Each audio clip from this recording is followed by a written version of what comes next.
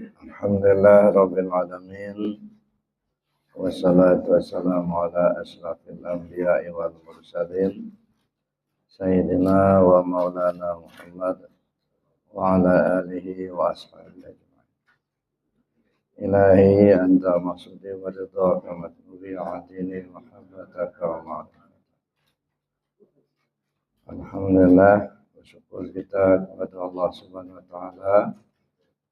Pada pagi hari ini Allah takdirkan kita dapat sama-sama melaksanakan sholat subuh berjamaah.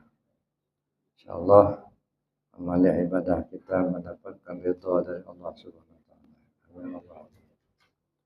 Yang saya hormati Bapak Ketua Forum Majelis Ta'lim Antar Masjid Sebenar Lampung, Bapak Dadang Haji Dadang Sulandi beserta Ibu. Yang saya hormati Bapak Pengurus Masjid Al-Ahmad dan Bapak para pimpinan sepuh, Bapak Ibu para jamaah rahimakumullah. Kemarin waktu di Al-Halim kita sudah bicarakan tentang sifat 20 kaitannya dengan diri kita. Jadi ada 20 yang wajib, 20 yang mustahil, 1 yang jaiz. Yang jaiz itu artinya Allah atau disebut dengan sifat ya, mungkin. Bisa jadi Allah melakukan dan bisa jadi Allah tidak melakukan.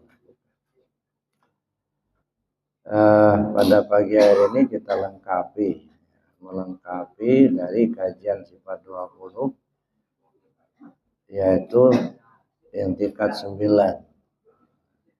atau sering disebut dengan lam 9.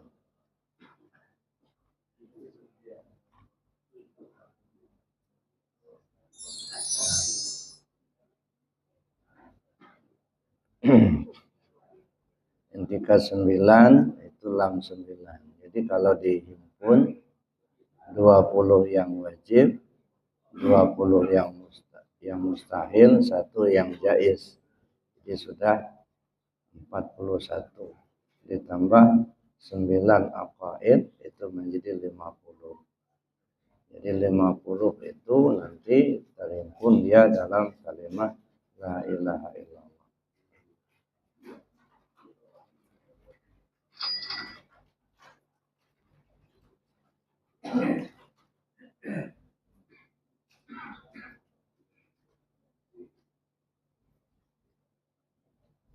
Yang pertama, tidak wajib bagi Allah menciptakan atau tidak menciptakan sesuatu. Yang kedua, Allah tidak mengambil manfaat dari af'al dan hukum yang ditetapkannya.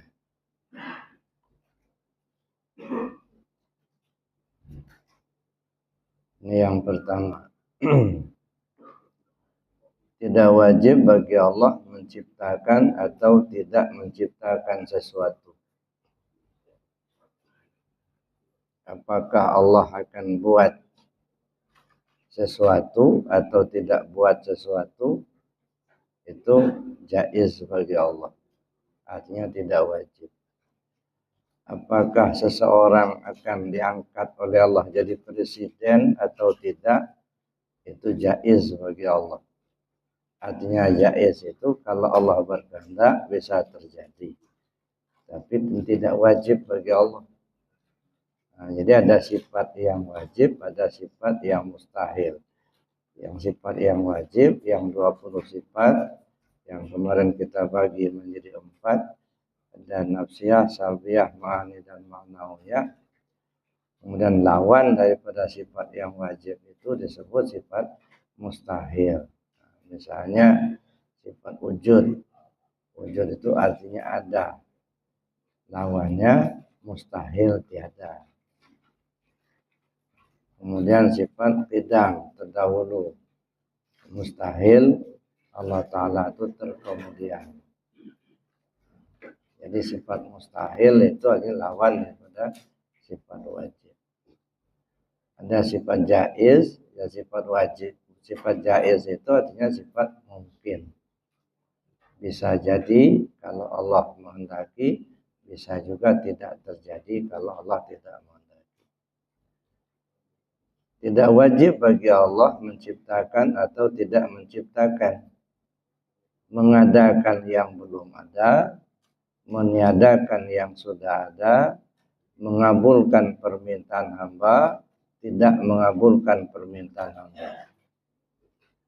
Kita berdoa tidak wajib dikabulkan. Tapi kalau Allah mengabulkan juga tidak mustahil. Namanya tidak wajib. Mengadakan yang belum ada. Ada sepasang suami istri baru nikah. Apakah akan dikasih oleh Allah keturunan, putra atau putri, atau tidak dikasih, itu hak Allah. Jadi tidak wajib bagi Allah menjadikan seorang anak, tetapi tidak mustahil kalau Allah berkehendak. Kehendak Allah itu fa'alun lima yurid. Allah berbuat sekehendaknya. Tidak ada yang bisa ngatur-ngatur Tuhan. Meniadakan yang sudah ada. Ada seorang pejabat mau diturunkan oleh Allah jadi manusia terhina, bisa jadi. Kita lihat aja Fir'aun. Bagaimana Fir'aun berkuasanya. Sampai ngaku jadi Tuhan. Pada akhirnya apa? Ternyata terhina. Mati tenggelam di lautan. Bagaimana Qarun? Qarun ternyata uangnya banyak, hartanya banyak. Sampai anak kunci gudangnya saja 40 onta yang bawa. Itu anak kunci, bukan hartanya, anak kunci. Anak kunci gudangnya saja 40 ekor onta yang bawa. Itu banyaknya. Akhirnya apa? Mati kena semut. Dimasuki semut telinganya, dan nggak bisa diobati, mati. Nah, jadi kalau Allah berkehendak mudah saja. Ya. Yang hina jadi mulia, yang mulia jadi hina. Maka kita tidak boleh menuduh orang hina sekarang akan selamanya jadi hina. Nah, bisa. Bisa jadi dia hina sekarang, miskin sekarang, besok jadi orang termulia, orang kaya. Bisa jadi orang mulia sekarang, orang kaya sekarang, besok jadi orang hina atau orang miskin. Makanya dulu pernah saya cerita, ada seorang santri ya, yang sudah 17 tahun mengabdi di sebuah pondok pesantren. Dia mulai belajar di pondok itu sampai selesai di pondok itu, kemudian dia mengabdi menjadi guru di situ. Sampai 17 tahun dia tinggal di pondok itu. Jadi pada suatu hari dia ngomong sama Pak Kiai. Pak Kiai, alhamdulillah saya sudah tinggal di pondok ini sudah 17 tahun. Terima kasih banyak Pak Kiai, saya sudah belajar di sini dan alhamdulillah saya sudah mengabdi di sini semampunya saya. Rasa-rasanya saya ingin pulang Pak Kiai. Ingin pulang kampung, saya ingin membangun pondok pesantren di kampung, membina orang kampung. Alhamdulillah, kata Pak Kiai. Syukurlah kalau kamu sudah punya pemikiran seperti itu. Cuman sebelum kamu pulang, Pak Kiai minta tolong sama kamu. Minta tolong apa Pak Kiai? Pak Kiai minta kamu carikan makhluk paling hina di dunia. mana makhluk yang paling hina di dunia. Kamu cari, bawa ke sini. Nah, nanti saya kasih waktu 3 hari. Silahkan kamu cari makhluk yang paling hina di dunia. Saya kasih waktu 3 hari. Sudah, besoknya keluarlah dia dari pondok. Mulai jalan kaki. Mencari makhluk paling hina di dunia. Menurut pikiran dia. Sudah lama berjalan, ketemulah seorang gembel. Rambutnya kusut panjang, bajunya kumal, ya setengah gila lah orang gembel. Nah, inilah makhluk yang paling hina di dunia. Sudahlah dia mandi saja tidak, apalagi mau ibadah, kata dia. Dia inilah makhluk yang hina. Allah suruh beribadah, dia enggak mau ibadah. Allah suruh dia untuk membersihkan, mensucikan diri, dia tidak mau. Kerjanya cuma mabuk-mabukan. Ya, enggak pernah ibadah. Inilah makhluk paling hina. Kemudian didatanginya, Mas, bisa enggak minta tolong? Minta tolong apa? Minta tolong saya bawa Mas sama-sama ke pondok saya menghadap Pak Kiai. Boleh? Di mana? Di situ. Nah, berangkatlah mereka berdua jalan kaki. Ya. Dalam pikiran si santri ini, inilah manusia paling hina di dunia. Ya. Mandi jarang, ibadah tidak.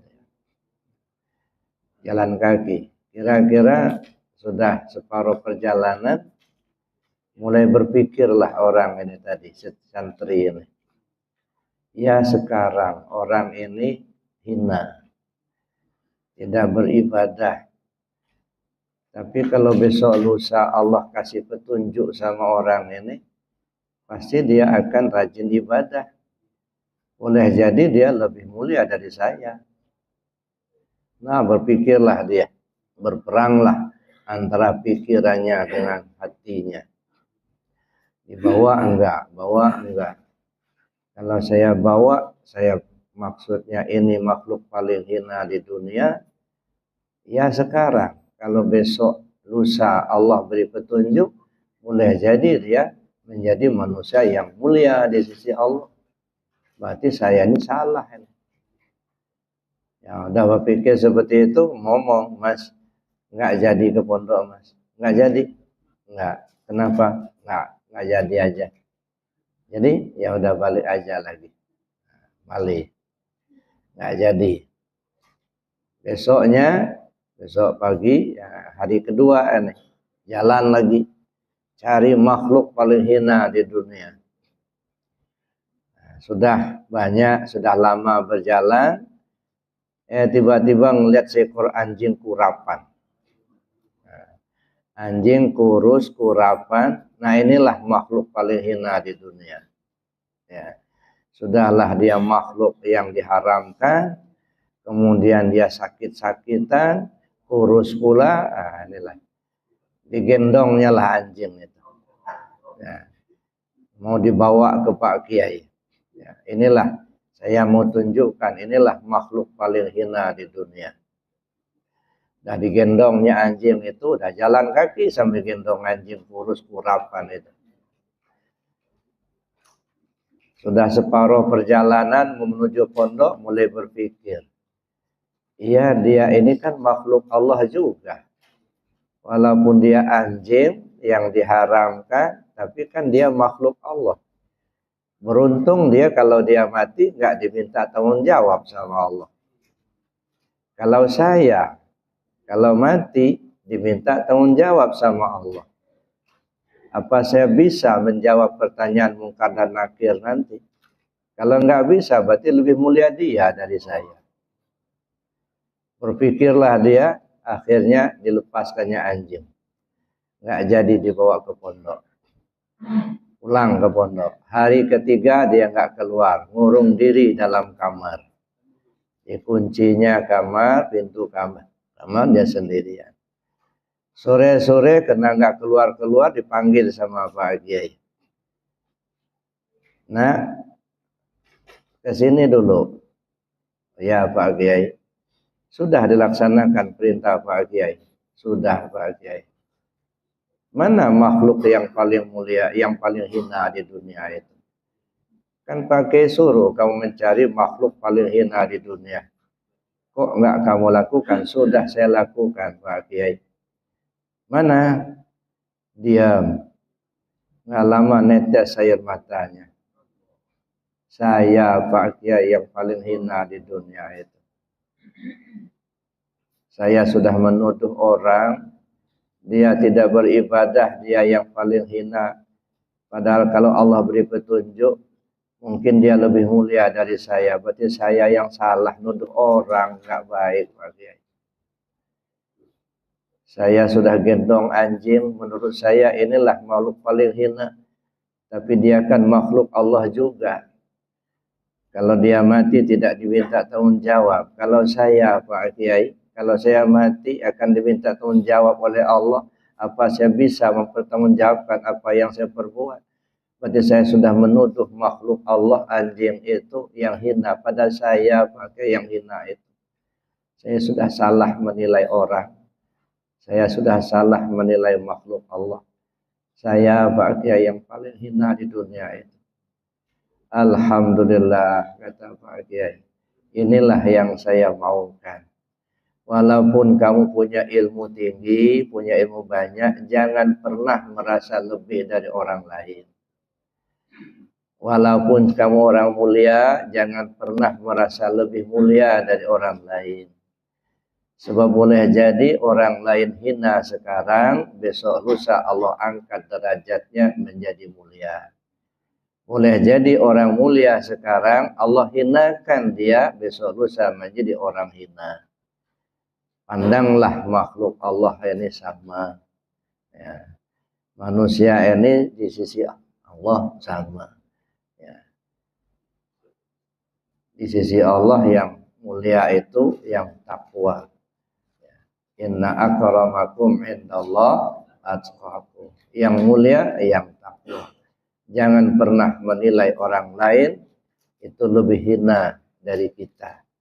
Jangan pernah menilai diri kita lebih mulia dari orang lain. Kau lulus nak, silahkan kamu pulang kampung. Nah, ini. Jadi artinya inilah ketika Allah Subhanahu Wa Taala ya ingin menaikkan derajat seseorang tidak sulit. Begitu juga ketika Allah akan menghinakan seseorang tidak sulit juga kalau Allah berkehendak. Ya, jadi tapi tidak wajib bagi Allah mau mengadakan yang belum ada, meniadakan yang sudah ada, dan juga mengabulkan permintaan hamba.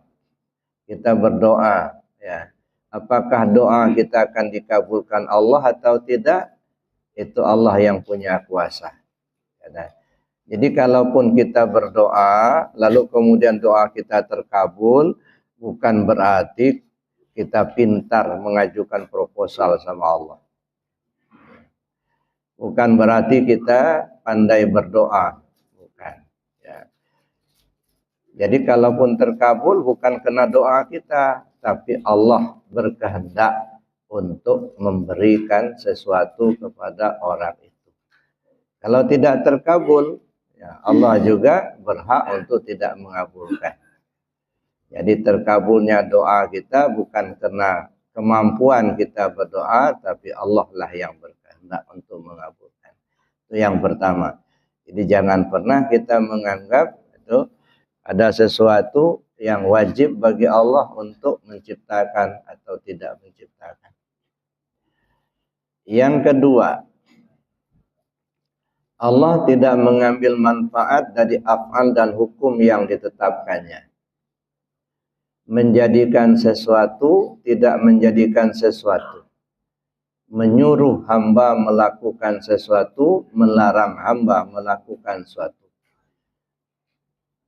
Allah perintahkan kita, ya, Allah menjadikan sesuatu, misalnya Allah berikan keturunan anak kepada kita, ya, dijadikannya seorang putra atau putri bagi sepasang suami istri.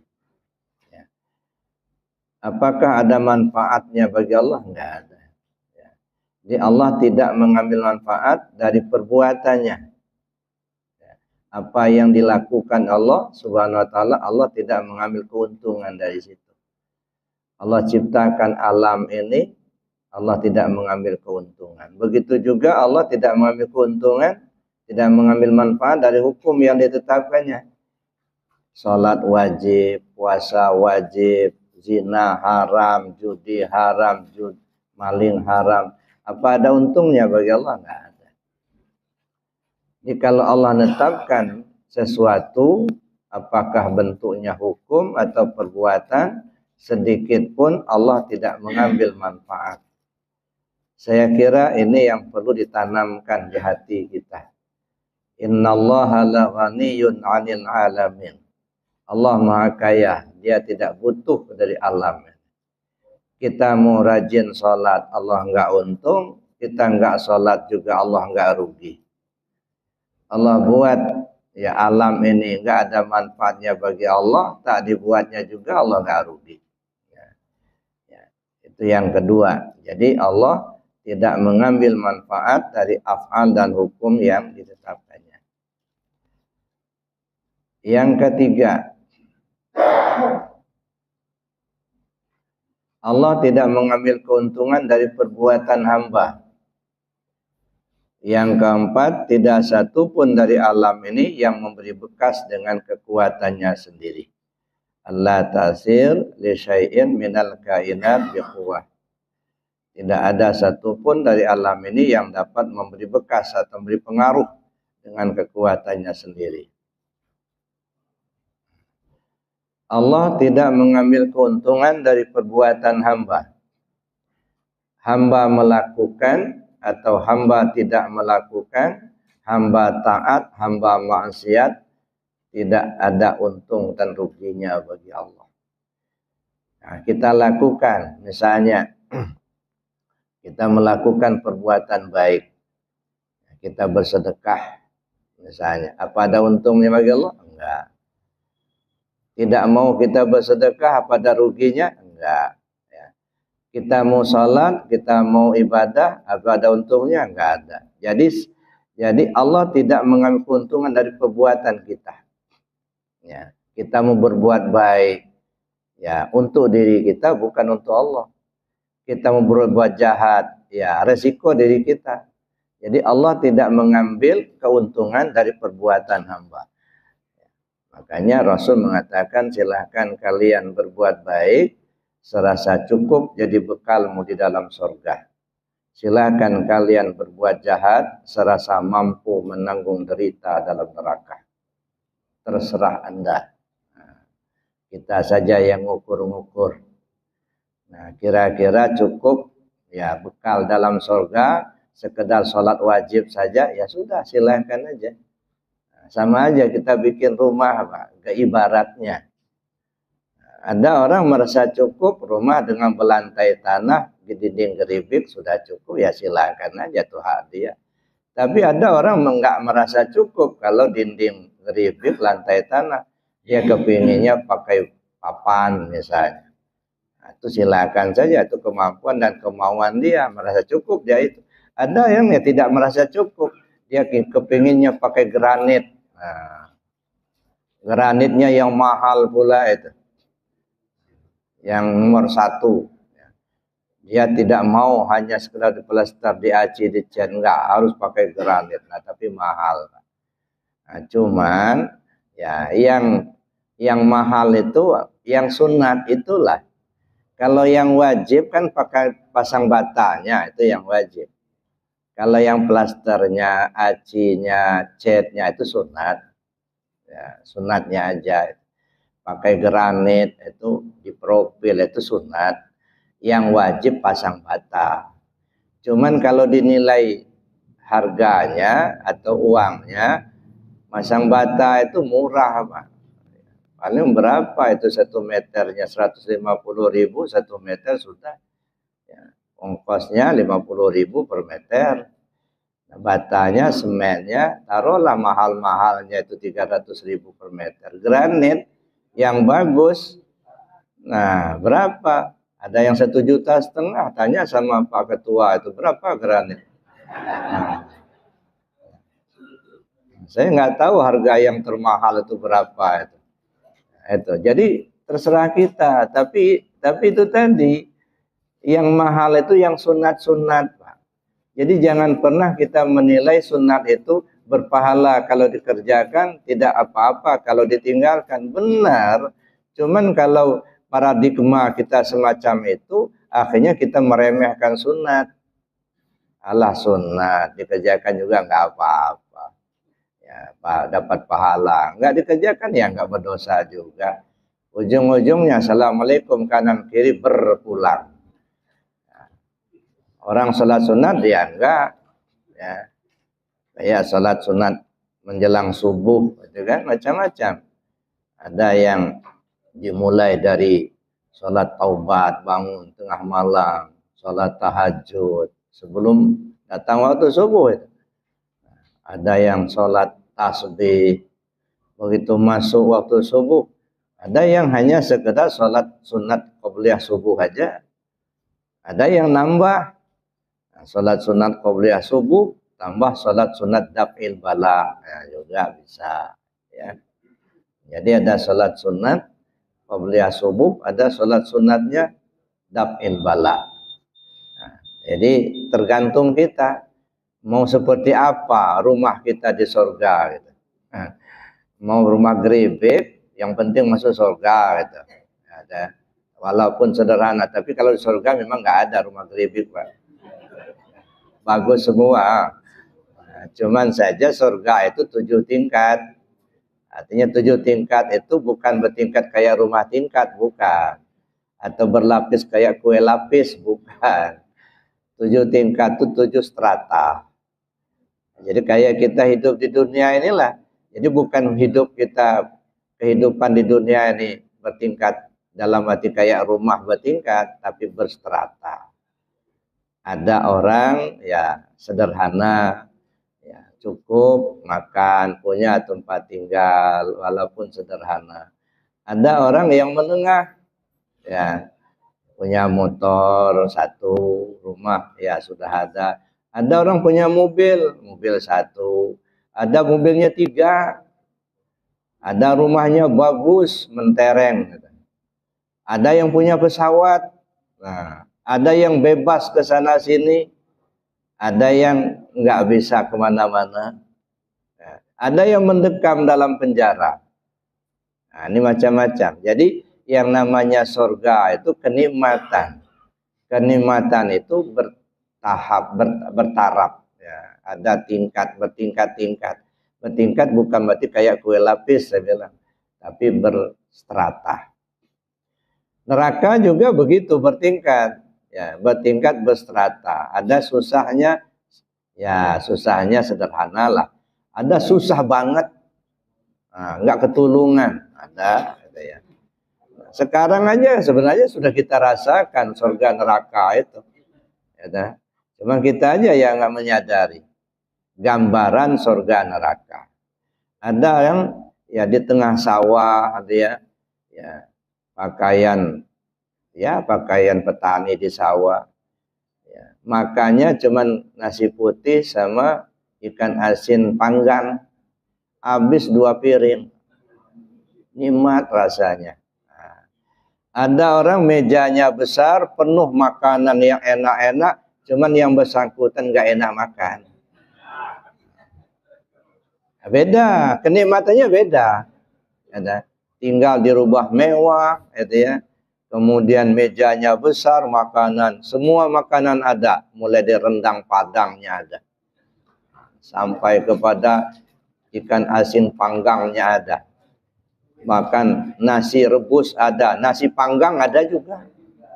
Macam-macam kan nasi sekarang ini. Ada nasi panggang, ada nasi lemak. Apa itu nasi lemak ya? Nasi buli. Apa itu? Ya, nasi uduk.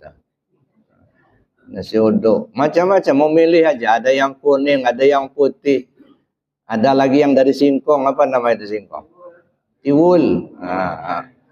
Ada semua. Cuman gimana makanan banyak enak-enak makan. Cuman yang bersangkut enggak enak makan. Dikit ada enggak enak, dikit enak, enggak enak. Nah nih. Jadi perasaan enak itulah gambaran surga. Perasaan sedih, perasaan enggak enak, perasaan kita ya yang lagi galau, nah itu gambaran nerakanya. Gambaran. Jadi gambaran surga neraka itu ada pada kehidupan kita sekarang. Nah, cuman kadang-kadang kita nggak menyadari itu. Gambaran kita di neraka itu ya nanti di akhirat aja. Karena sekarang aja sudah kita rasakan sendiri. Gitu. Ada rumah bagus, gitu ya, mobilnya mewah, istrinya 4. Yang istri 4 punya rumah masing-masing. Tapi setiap pulang dihambat sama palang pintu. Datang ke istri 1, enggak dibuka pintu. Datang ke istri kedua, dimarah-marah, pergi lagi. Ketiga juga begitu. Keempat berantem lagi. Ujung-ujungnya makan ke warung.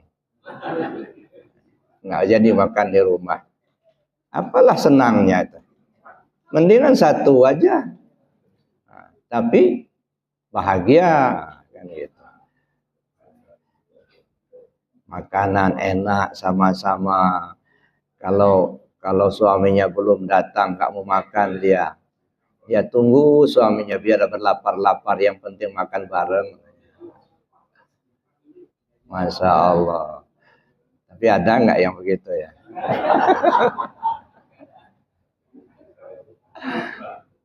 Tapi itulah gambaran. Yang namanya senang itu nggak bisa diukur, Pak. Ya, yang namanya senang susah mengukurnya. Kadang-kadang senang kata kita, tapi belum tentu dia rasakan. Sedih kata kita, tapi dia merasa senang. Kayak orang ini, ada orang tidur di bawah kolong jembatan. Ya. Kemudian di pinggir sungai lagi. Nyamuknya banyak. Ya. Lalu kemudian kita lihat dia lagi tidur. Waduh, kasihan banget orang ini. Mana dia tidur di pinggir sungai, di bawah kolong jembatan. Ya, dimakan nyamuk lagi. Waduh, kasihan. Akhirnya kita bangunkan. Pak, bangun. Marah dia. Nah, kenapa marah? Ternyata dia merasakan kesenangan. Lagi mimpi indah rupanya. Kita aja yang ngelihatnya susah.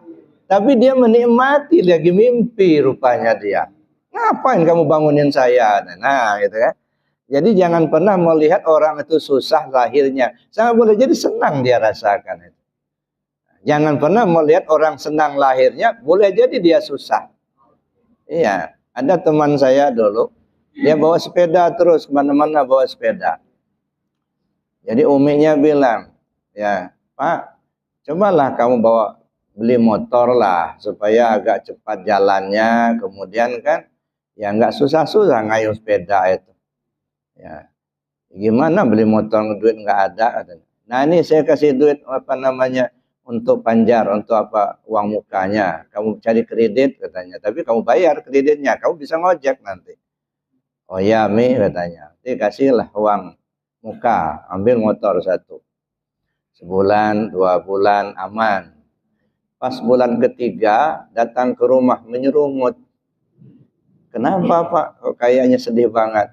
Gimana nggak sedih katanya. Ini yang namanya enak di pantat, nggak enak di kepala.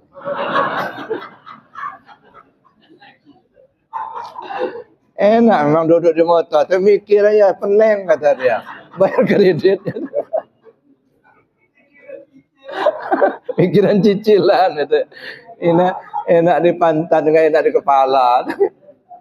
Masya Allah. Nah, jadi kadang-kadang kita mulai orang tuh senang banget, nggak taunya kita mikirnya 7 keliling tuh Pak. Mau bayar pajak, mau bayar kreditnya itu. Itu ya. Nah, tapi ada yang asli senang benar dia gitu ya. Nah, jadi kita melihat orang ini tidak dibatasi oleh sekat-sekat. Jangan kita disekati oleh suku, jangan disekat oleh strata, sama aja. Ya. Manusia di hadapan Allah, inna akramakum indallah atqakum. Yang mulia di sisi Allah yang takwa. Cuman secara manusiawi kita punya adab ya, bagaimanapun yang tua tentu kita hormati, itu saja. Baik tua umur maupun tua ilmu. Ada orang umurnya masih muda tapi ilmunya lebih tua dari kita. Ada orang yang ya tua umurnya lebih tua walaupun mungkin secara pengetahuan mungkin dia tidak banyak, SD aja nggak tamat. Tapi bagaimanapun dia orang tua yang harus kita hargai. Baik Bapak Ibu, yang ketiga ini Allah tidak mengambil keuntungan dari perbuatan hamba. Kita melakukan, tidak melakukan, taat atau maksiat. Tak ada manfaatnya, tak ada keuntungan bagi Allah. Ya, kita taat, rajin ibadah, Allah enggak untung. Kita bikin maksiat juga Allah enggak rugi. Sebab perbuatan apapun yang kita lakukan itu terpulang kepada diri kita masing-masing. Man amila sholiha falinafsi wa man asa'a falaha. Siapa orang berbuat baik, keuntungan buat dirinya sendiri. Siapa orang berbuat jahat, maka resiko tanggung sendiri. Nah, ya. Jadi Bapak Ibu yang saya hormati, itu yang ketiga. Yang keempat, tidak satu pun dari alam ini yang memberi bekas dengan kekuatannya sendiri. Air menghanyutkan, api menghanguskan, angin menghancurkan, tanah menguburkan. Apakah air itu mampu menghanyutkan? Nah, air itu tidak ada kemampuan sendiri untuk menghanyutkan. Tetapi bagaimana tsunami di Aceh sampai roboh begitu banyak gedung-gedung, sampai begitu banyak korban? Ini air karena ada yang merintah, Pak. Allah yang perintah, maka air mulai bergerak.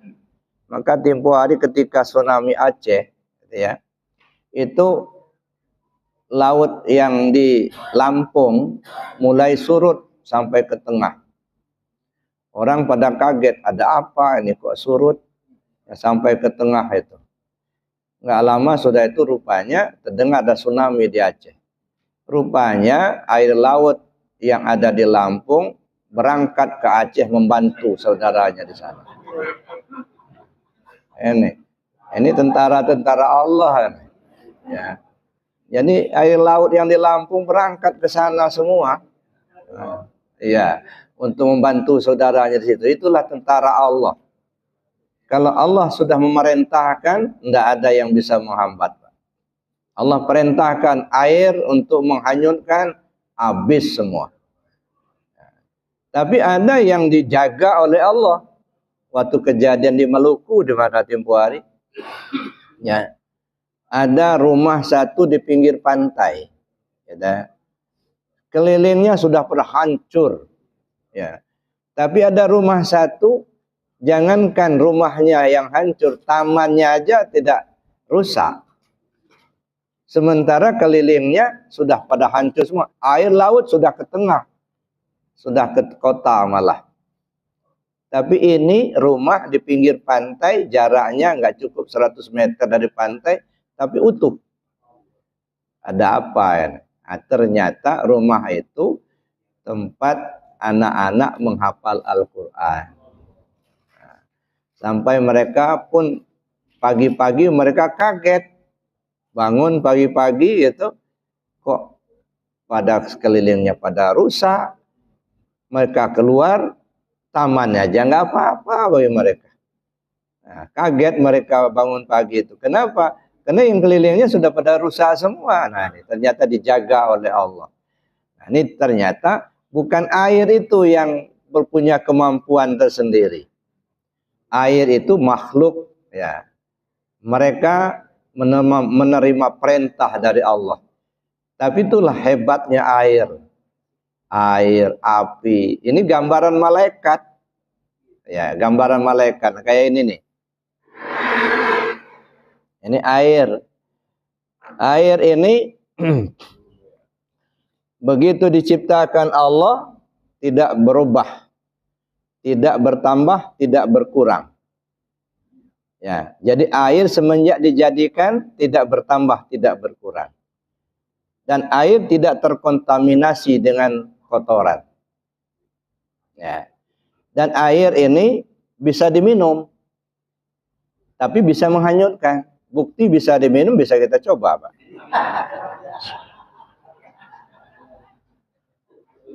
Benar, bisa diminum airnya. Tapi kalau Allah perintahkan menghanyutkan, wah bisa habis kampung, Pak. Ya, jadi air itu ya tidak mempunyai kekuatan sendiri. Jadi tidak satu pun dari alam ini yang memberi bekas dengan kekuatannya sendiri. Artinya kalau ada yang menghanyutkan itu atas perintah Allah. Ya, gambaran air seperti malaikat sebenarnya. Malaikat itu bukan laki, bukan perempuan. Nah ini air ini laki apa perempuan nih? Nggak jelas ini. Bukan laki, bukan perempuan, tapi bukan banci pula. Ya, ini air. Nah juga air ini juga tidak pernah durhaka sama Allah. Air, kamu aku ciptakan, tugas kamu membasahi. Siap ya Allah. Selama-lamanya membasah itulah kerjanya itu. Nggak pernah durhaka. Kalau ada air yang tidak membasahi karena ada campur tangan makhluk, dikasih zat apa itu sehingga agak basah. Ya, tapi asalnya air itu tidak pernah durhaka sama Allah. Satu. Yang kedua, air ini tidak terkontaminasi dengan kotoran. Ya. Jadi kalaupun air itu banyak kotoran, naik terbang lagi dia. Bersih dia, kotoran tinggal. Ada. Jadi yang kotor tetap kotor, yang air bersih. Naik lagi dia, menguap gitu. Nah, jadi itu nggak pernah terkontaminasi. Lain yang kita sedikit aja terkontaminasi dengan dunia, dengan lihat duit kawan yang banyak, jauh mata kita. Ada. Mulai terkontaminasi, kecuali kalau hatinya hidup dengan zikir, insya Allah. Nah, makanya saya bilang orang yang hatinya hidup dengan zikir akan menjadi seperti ikan hidup di laut. Bertahun-tahun ikan hidup di laut yang notabene-nya air asin, tapi tidak terkontaminasi dengan asinnya air laut. Kenapa? Karena ikannya hidup. Nah begitu juga kita. Kalau hati kita hidup dengan zikir, insya Allah tidak terkontaminasi dengan hiruk pikuknya dunia. Ya, mau kaya silakan, mau jadi pejabat silakan, gitu ya. Enggak terkontaminasi. Silakan punya uang banyak, enggak masalah. Jadi orang kaya harta bagus. Cuman duitnya, hartanya jangan ditaruh di hati. Rusak hatinya nanti. Ada. Cuman kita ini kadang-kadang baru punya harta sedikit, disimpan di hati. Remuk hatinya. Nah, makanya enggak tenang hidupnya itu. Semua dimasukkan ke hati. Ya, hartanya, kebunnya masuk hati, sawah masuk hati, rumah masuk hati, mobil masuk hati. Nah, akhirnya yang punya rumah enggak punya tempat lagi. Nah, yang punya rumah siapa? Allah. Allah enggak pernah diingatnya. Yang diingatnya duit, duit, duit. Gitu. Nah, akhirnya apa? Akhirnya tidak mendapatkan ketenangan. Ya. Api menghanguskan. Apakah api itu bisa menghanguskan? Tidak. Api itu punya kekuatan untuk menghanguskan karena atas perintah Allah. Banyak contoh, Pak. Itu di kampung kita dulu ada kebakaran kiri kanan, tapi ada satu masjid aman. Jadi api itu loncat, Pak. Aneh pula, api itu loncat itu. Sehingga rumah itu, masjid itu aman, tidak terbakar. Nah ini kalau kita percaya sama Allah. Cuman kita ini dikasih corona tempo hari, jarak 1 meter, kasih pagar, triplek 1 meter pula. Dikiranya corona nggak bisa loncat. Ya cobalah, pagarlah dengan Allah begitu. Kan sudah ada pagar khusus dari Allah. Cuma kita nggak pakai. La ilaha illallah hisni. Man qala la ilaha illallah dakhala hisni. Man dakhala hisni amina min adzabi. La ilaha illallah itu benteng aku. Siapa orang yang mengucap la ilaha illallah berarti dia masuk ke dalam bentengku. Siapa orang yang berada dalam bentengku aman dari siksaanku. Kenapa enggak banyak zikir kita? Kenapa masjid-masjid tidak digemuruhkan zikir la ilaha illallah? Yang digemuruhkan jaga jarak, cuci tangan. Zikirnya mana? Maka kadang-kadang sedih kita, Pak. Yang kita dengar cuma itu. Ya, di mana-mana di perapatan itu. Jaga jarak, cuci tangan, makan buah, apalagi itu. Pakai masker. Cobalah sekali-sekali kepada yang beragama Islam, jangan lupa sholat, berzikir, minta kepada Allah. Nyaman kita dengar. Tapi enggak, kita merasa diri kita punya kemampuan sendiri. Lupa kita sama Allah. Nah, ini baru dikasih corona aja kemarin itu. Sudah kelihatan betul olengnya akidah kita itu. Masya Allah. Belum Dajjal datang, Pak.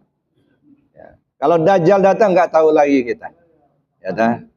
Bagaimana kemarau panjang, semua tumbuhan mati, nggak ada makanan.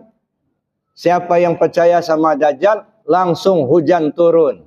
Tumbuhan menjadi makanan banyak. Siapa yang mau percaya nanti? Nah, tapi bagaimana orang-orang beriman akan bersikap? Ya. Nah, disitulah kita diuji. Ini kemarin tuh kayaknya apa ya? Masih percobaan lah, ya. Nanti ya. Testimoni lah itu. Nah, kira-kira mampu nggak bertahan? Nggak tahunya gitu. Kita hanya mengandalkan kemampuan logika kita, tapi kita lupakan kekuasaan Allah. Makanya dulu saya terharu juga mendengar siapa namanya yang Raja Brunei, Bustanul Bulkiah. Ya, awal-awal corona datang, dikumpulkannya para menterinya sama keluarganya, keluarga menteri itu. Ya bicara di pidato dari istananya. Bapak Ibu dan semua anak negeri katanya, sekarang kita dapat cobaan dari Allah, corona namanya. Saya pesan kepada semua anak negeri, jangan lupa baca Al-Quran. Jangan lupa sholat. Minta kepada Allah agar kita dilindungi. Ya, Bapak Ibu baca Al-Quran satu ayat aja, nurnya itu akan memancar kepada yang lain. Yang lain pun akan terjaga. Ya Allah, demikian untuk pendekatannya kepada Allah. Nah, kita jarang dengar yang begitu. Jadi Bapak Ibu yang saya hormati, jadi ini harus kita yakini. Api itu tidak menghanguskan. Kalaupun dia menghanguskan, itu kekuatan yang diberikan Allah kepada api. Tapi api tidak punya kekuatan sendiri. Dia makhluk sama dengan kita. Ya, cuman bentuknya beda. Tugasnya juga beda. Gitu ya. Api itu bisa menghanguskan atas perintah Allah. Kalau Allah tidak memerintahkan, tidak mengizinkan api untuk menghanguskan, api tak sanggup untuk menghanguskan. Lihat ceritanya Nabi Ibrahim dipanggang sama Namrud. Ya, sudah begitu besar apinya, begitu keluar seharian itu dipanggang, sehelai rambut pun tak terbakar. Ya nar kuni bardan wa salaman ala Ibrahim, kata Allah. Ya, api yang tadinya panas jadi sejuk, jadi dingin. Nah, gitu. Jadi artinya apa? Kekuatan itu ada pada Allah, bukan pada makhluk. Nah, bagaimana kita menanamkan keyakinan kita bahwa Allah lah yang punya kuasa. Ya, tidak satu pun dari alam ini yang memberi bekas dengan kekuatannya sendiri. Angin tidak bisa menghancurkan kalau tidak diperintahkan Allah. Tanah tidak bisa menguburkan kalau tidak diperintah Allah. Ya, kenyataannya banyak rumah yang hancur ditabrak angin puting beliung. Ya, karena kita ngundang bencana, ya, dengan kemaksiatan yang merajalela, kemudian dengan perintah Allah kita abaikan, itu sama dengan mengundang bencana. Ini yang dikhawatirkan oleh para ulama itu.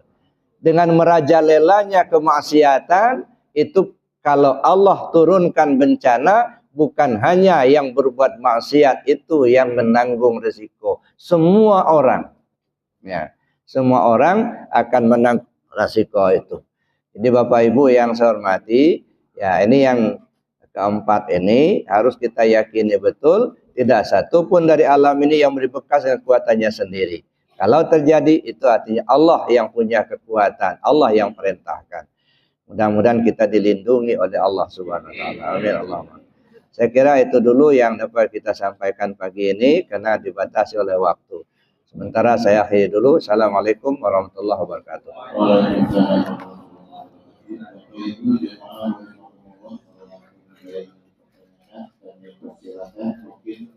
Ada dua pertanyaan ini, waktu kami persilakan Bapak Ibu yang bertanya.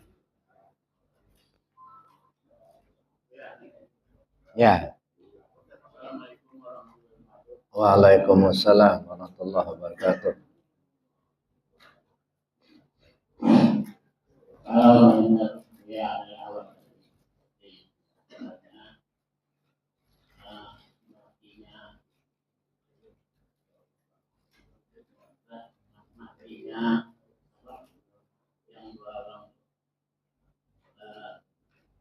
Yang tenggelam di laut dan masih masuk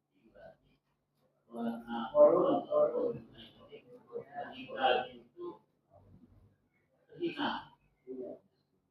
Jadi maksudnya itu kayak mana kalau orang misalnya sebenarnya tersiksa itu apa itu termasuk orang kerja itu namanya terlambat atau kecelakaan apa. Jadi waktu itu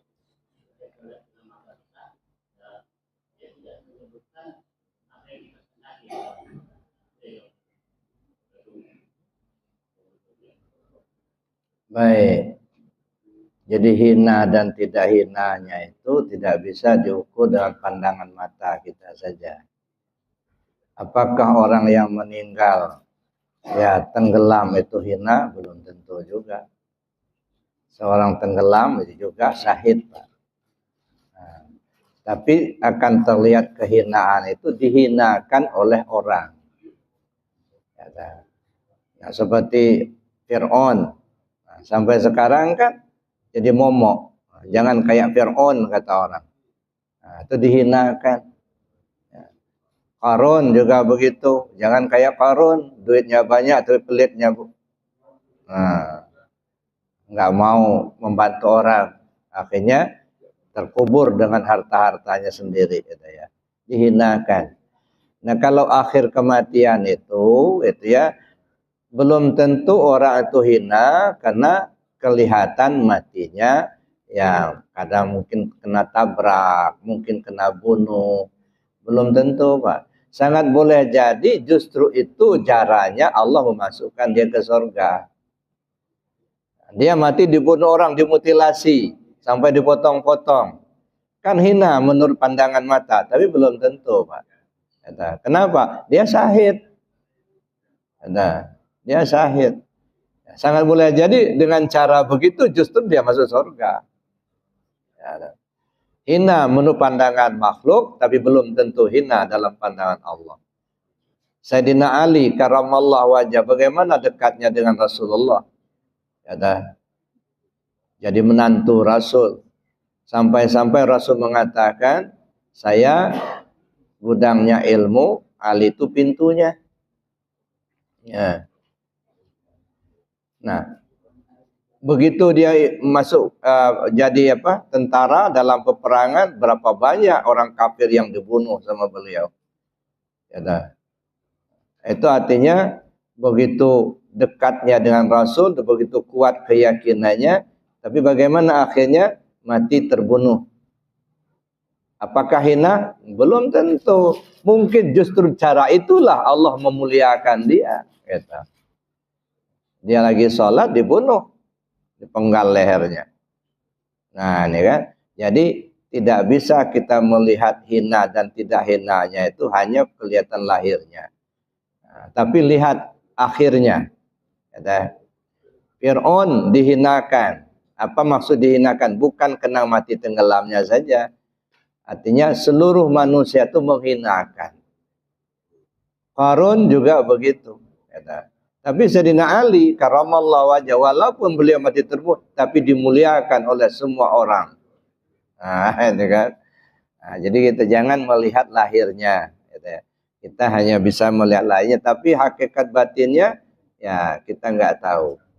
Makanya kita berbaik sangka kepada orang, jangan pernah berburuk sangka pada orang. Kalau berburuk sangka kita sudah nyiksa diri sendiri, Pak. Kalau kita berbaik sangka, kita melepaskan penyakit dari diri kita sendiri. Cobalah kita berburuk sangka sama orang, sama aja kita nanam penyakit di diri kita. Tapi kalau kita berbaik sangka sama orang, kita melepaskan penyakit dari diri kita. Jadi gitu, Pak. Jadi ya hina dan tidak hina tidak bisa dilihat secara lahirnya saja. Terima kasih. Ada yang lain? Ya, Waalaikumsalam warahmatullahi.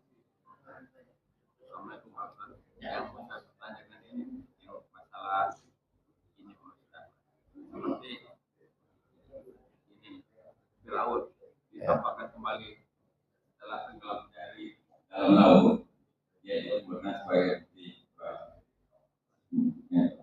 adanya. Yang saya pertanyakan ini, apakah dengan kemajuan zaman sekarang ini atau juga daripada Allah, mungkinkah apa yang begitu banyak daripada kalau yang potinya aja 50 onta itu mungkin dapat timbul lagi pada zaman yang susah begini, Pak. Mungkin juga misalnya bagaimana itu Pak. Apakah mungkin ada langkah itu timbul lagi seperti jenazah di laut? Terima kasih, Pak. Terima kasih. Salam. Dunia berputar, Pak. Mulai jadi terulang kembali. Walaupun pelakunya mungkin beda. Tapi jenis kelakuannya sama. Apakah Fir'aun sudah nggak ada lagi zaman sekarang? Yang Fir'aun yang dulu sudah nggak ada. Tapi kelakuan Fir'aunnya banyak. Ada. Apakah Qarun zaman dulu akan terulang kembali sekarang? Bisa jadi. Banyak orang Qarun zaman sekarang. Ada. Tapi itu pelajaran semua buat kita. Ya, intibar buat manusia. Inilah bagaimanapun kita mengumpul harta pada akhirnya mati juga. Bagaimanapun kekuasaan yang kita pertahankan, yang kita perjuangkan, pada akhirnya mati juga. Ya. Makanya carilah harta yang kira-kira akan membahagiakan. Jangan cari harta yang akan menyusahkan. Kadang-kadang kita ini menilai kesenangan itu hanya sementara, Pak. Kita lupa kesenangan yang kekal. Contohnya saja, maaf ya. Misalnya orang korupsi. Yang dikorupsi katakanlah 1 miliar, duitnya banyak. Apakah dia punya untung? Menurut pikiran dia mungkin gitu, Bud. Alhamdulillah nggak ketangkap KPK, duitnya banyak. Tapi tahukah kita bahwa itu akan membawa kebahagiaan untuk selamanya? Enggak. Mati yang bersangkutan, udah hartanya tinggal. Yang dia, yang korupsi itu disiksa selama-lamanya. Sementara uang yang hasil korupsi yang masih tinggal dimanfaatkan oleh yang hidup. Kalau istrinya nikah lagi, maka suami barunya yang senang. Nah, dia yang korupsi, dia yang nanggung derita. Jadi kalau orang korupsi itu sebenarnya menjual kebahagiaan yang kekal dengan kebahagiaan yang sementara. Jadi itu artinya ya memilih kesenangan sementara, ya menghilangkan kesenangan yang abadi. Jangan sampai seperti itu. Jadi kalau perilaku, Pak, ya bisa jadi perilaku Qarun dulu terulang terus sampai di kiamat. Ada Qarun baru itu. Sama dengan jahiliyah. Jahiliyah itu apakah sudah selesai jahiliyah? Jahiliyah Arab zaman dulu sudah selesai, sudah enggak ada. Tapi apakah sifat jahiliyah masih ada sampai sekarang? Banyak. Ya. Zaman jahiliyah dulu kan, siapa yang kuat dia yang menang. Walaupun dia salah, tapi kalau dia punya kekuatan, dia yang menang. Nah, sehingga pada masa itu siapa yang melahirkan anak perempuan dibunuh. Kenapa? Enggak punya kekuatan. Ya, tapi siapa yang punya laki-laki, nah itu yang dijaga betul. Zaman jahiliyah dulu, perempuan dihinakan. Kenapa? Dianggap tidak punya kekuatan. Kenapa? Karena zaman itu yang diperlukan kekuatan. Siapa yang kuat, dia menang. Walaupun dia salah, tapi kalau dia kuat, dia menang. Apakah zaman sekarang masih ada seperti itu? Masih, tapi bukan kekuatan fisik, kekuatan duit. Siapa yang banyak duitnya, walaupun salah, dia menang, Pak. Nah, itu namanya jahiliyah. Jadi jahiliyah berulang. Kalau dulu jahiliyah Arab dulu, siapa yang kekuatan fisik. Jahiliyah modern bukan fisik lagi, duit. Siapa yang punya duit, ya itu bisa dibeli, Pak. Hukum bisa dibeli, siapa yang kalah bisa, siapa yang salah bisa dimenangkan. Ya, jabatan bisa dibeli. Ya, itu semuanya masih sifat jahiliyah itu. Ya itu Bapak Ibu. Jadi perilaku-perilaku zaman dulu itu berulang-ulang. Perilaku Qarun bisa terulang, perilaku Fir'aun bisa terulang, perilaku jahiliyah terulang kembali. Ya, nah, saya kira itu Pak. Ya, tetap saja benar. Kuncinya bagaimana kita berpegang dengan tali Allah, gitu. Ya, hablum minallah wa hablum minan nas. Pegang teguh hubungan kita dengan Allah, perbaiki hubungan sesama makhluk. Itu aja. Ya. Ya, karena kita ini kan ditetapkan Allah dengan posisi yang berbeda-beda. Itulah simfoni kehidupan. Nah, kan? Ada yang kaya, ada yang miskin. Coba kalau kaya semua, siapa yang mau disuruh-suruh? Kalau miskin semua, siapa yang mau bayar? Nah, makanya dulu ada orang, ya anak-anak lah gitu di kampung itu, udah disekolahkan bapaknya sampai ke Tanjung Karang. Ya, baru kelas 1 berhenti dia, pulang dia. Tanya, kenapa enggak meneruskan sekolah? Saya pikir-pikir, katanya sekolah tinggi-tinggi, kata dia. Yang pejabat sudah terisi semua, kata. Ya orang kaya sudah banyak, katanya. Ya sudahlah, biarin aja lah mereka aja. Nah, ini yang sawah ini belum ada yang garap, katanya. Jadi petani dia. Jadi kalau nggak ada petani, Pak, mungkin nggak makan beras kita. Nggak makan nasi kita. Jadi berterima kasihlah kita pada petani-petani itu. Cuman kadang-kadang kasihan Pak. Pupuk mahal-mahal, begitu mereka panen turun harga gabahnya. Ini yang kadang-kadang kasihan gitu ya. Ya. Biayanya tinggi, tapi begitu mereka panen, akhirnya nggak ada harga. Panen jeruk, ya saya dengar ceritanya itu. Pupuk jeruk itu mahal-mahal itu. Begitu sudah panen, harganya turun, nggak ada harga. Dibuang sampai ke jurang.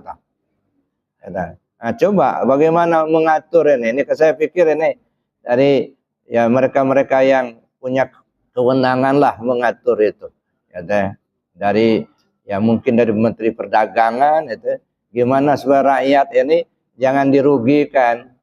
Ya, diatur. Yang kita ini kan aneh Pak.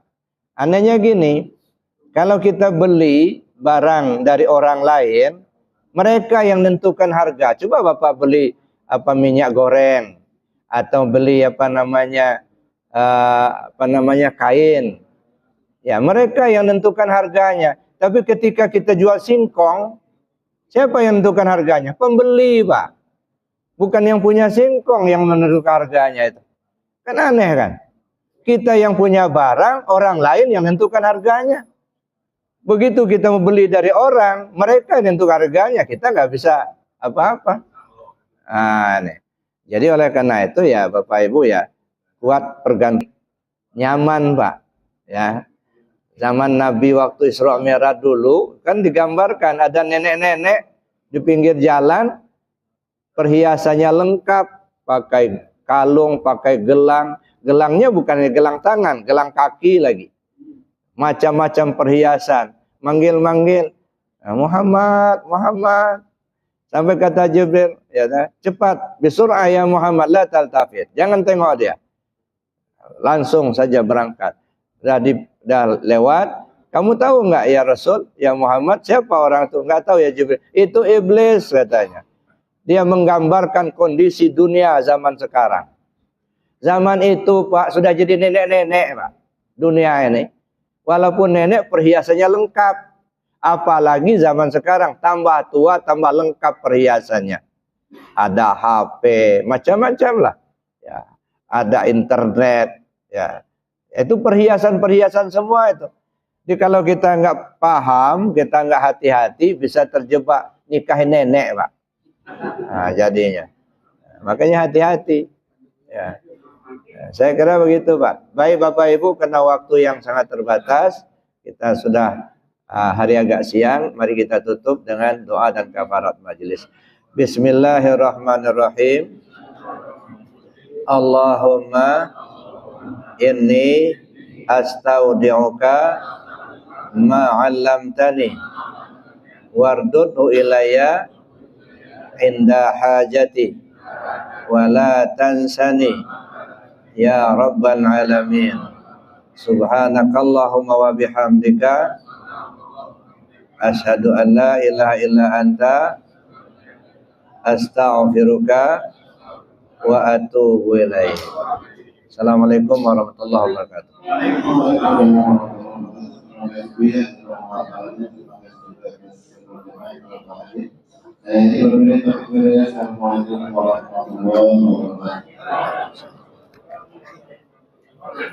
Ya.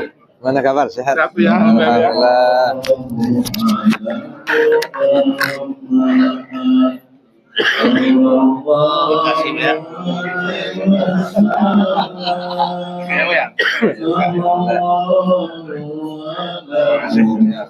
Ya.